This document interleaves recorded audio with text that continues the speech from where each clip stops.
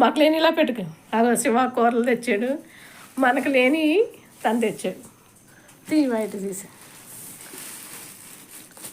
పచ్చిమిరకాయలు కేజీ అన్నాను కదా.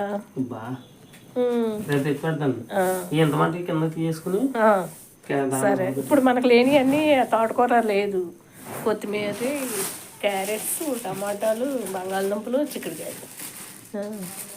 సరే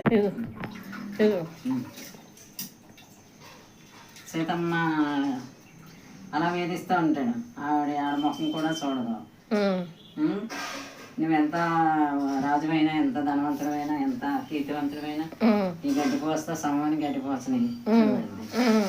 ఇంకా మరి ఆ విలువే ఉంటుంది. స్త్రీ మనసు దోచుకుని పద్ధతిగా ఉండాలి, కానీ అయినా సరే రావణుడికి అన్నీ తెలిసినా ఇంత పని చేశాడు.